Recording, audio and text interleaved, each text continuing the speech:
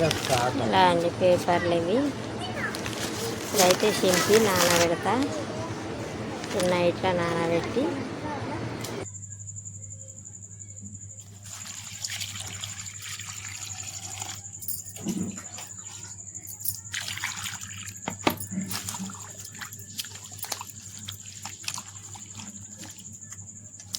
Waste పేపర్లన్నీ చింపి నానబెడతాను.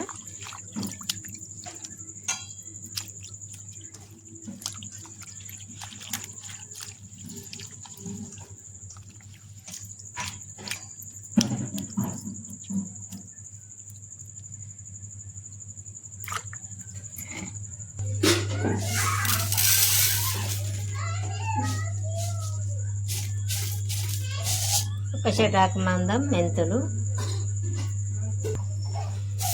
కూడా పండుకోగా నైట్లోనే నానబెట్టుకోవాలి.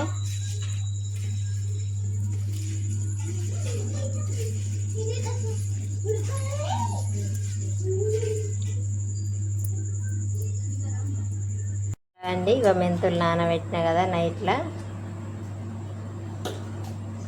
మెంతులు ఇవి నానినాయి. పేపరు మిక్సీ పడతాను.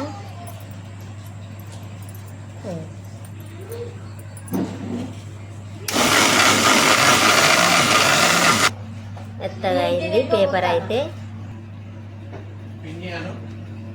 మెంతులు కూడా మెత్తగా పేస్ట్ అయింది. మెంతి పిండిలో ఒక 2 చెంచాలు అంతా పసుపు వేసిన. పసుపు మెంతి పిండి పచ్చగా కలిసింది. ఇప్పుడు ఫస్ట్ మెత్తగా పట్టుకున్న పేపర్ పేస్టు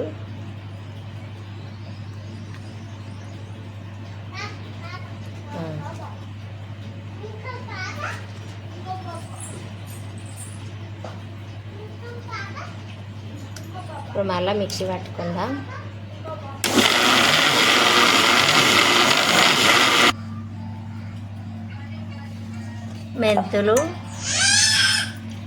మెంతులు పేపరు పసుపు 3 కలిపి మిక్సీ పట్టిన.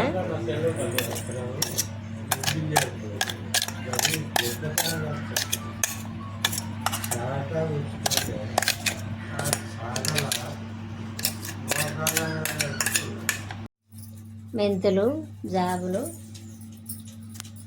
నైట్లో నానబెట్టుకున్న మిక్సీ పట్టిన.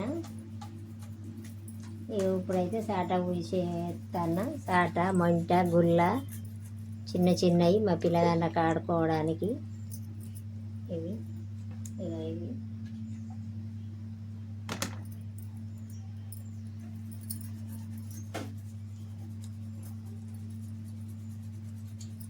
మెంతులు వీటితోటి పూసుకుంటే సాట చాలా రోజులు గట్టిగా ఆగుతుంది.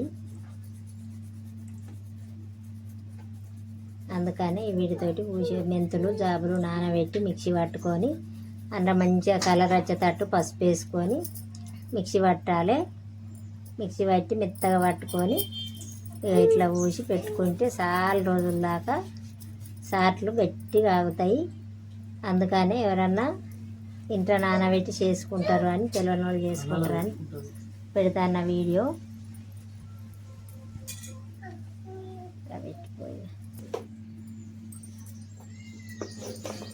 సాట మెంతులు ఇట్లా పూసుకుంటే మంచిగా ఉంటాయి. ఇప్పుడైతే నేను 4 సాట్లు, ఒకటి చిన్న సాట, ఒకటి చిన్న గుల్ల పూసి అయితే వేసిన.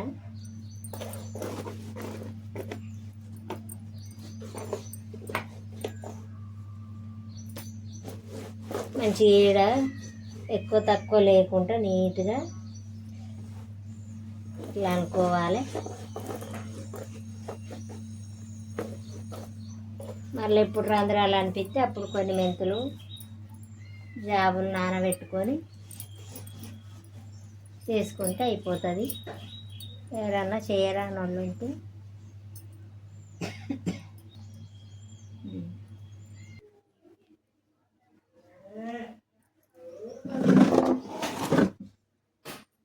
సాట్లు పూసిందంటే ఎండబెట్టద్దు.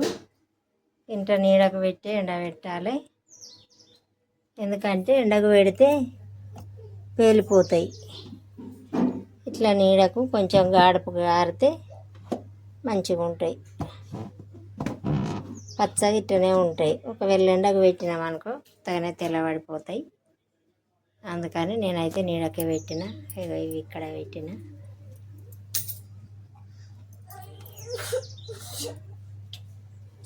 చిన్న చాట్లు ఇక్కడ నీడకు పెట్టిన. సాధ్యమైనంత వరకు మనం ఇంట్లో ఉండేటట్టే చూసుకోవాలి. ఫ్యాన్ గడుపుకు పెట్టుకుంటే ఇంకా తొందరగా ఎండుతాయి.